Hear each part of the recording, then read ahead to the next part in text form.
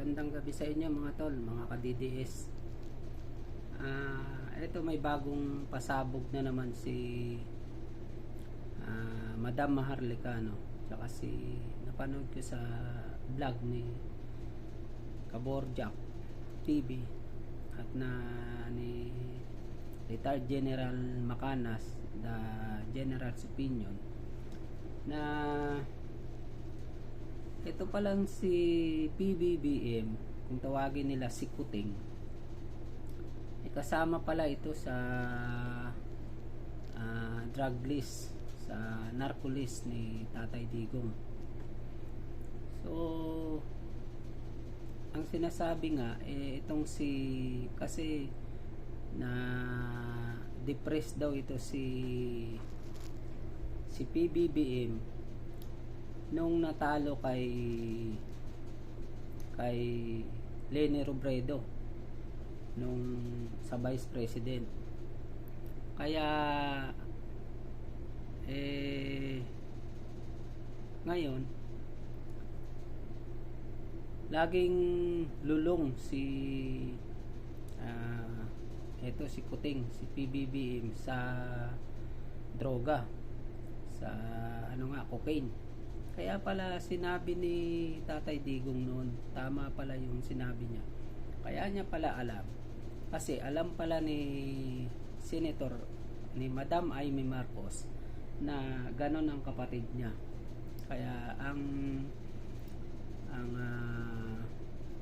lumalabas si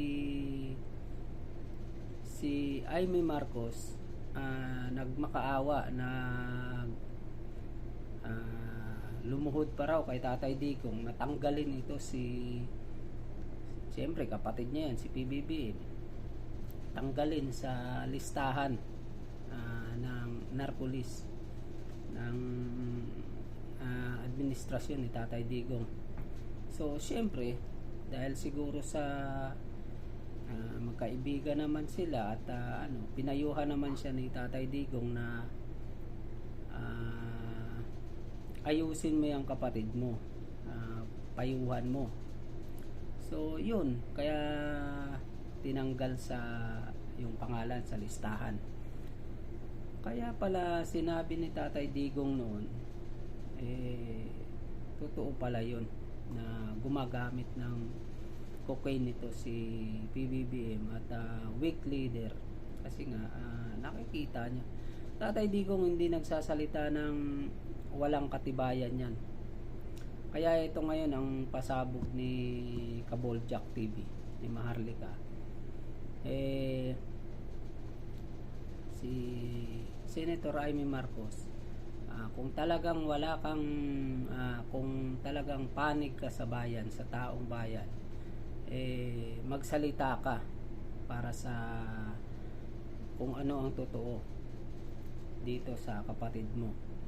At kung hindi, yun nga sa vlog niya, kung hindi hanggang sa matapos itong taon na to, bubuljakin niya ng bubuljakin sa niya, sa vlog niya. Kaya tignan na lang natin. Pero Senator Amy, alam naman natin, mabigat sa kalooban yun, yung siyempre kapatid mo, ganun, pagkakanulo mo, kadugo mo. Kaya lang, kung talagang halal ka rin naman ng taong bayan, hinalal ka namin ng taong bayan, gawin mo para sa bayan. Alam natin na kadugo natin yan, kadugo mo yan, sorry. Kung baka kahit kadugo natin, kung talagang panig tayo sa katotohanan, hindi natin kukonsintin yan. Kaya yun lang mga tol, bahala na kayo humusga kung talagang panig kayo sa katotohanan, doon tayo sa katotohanan.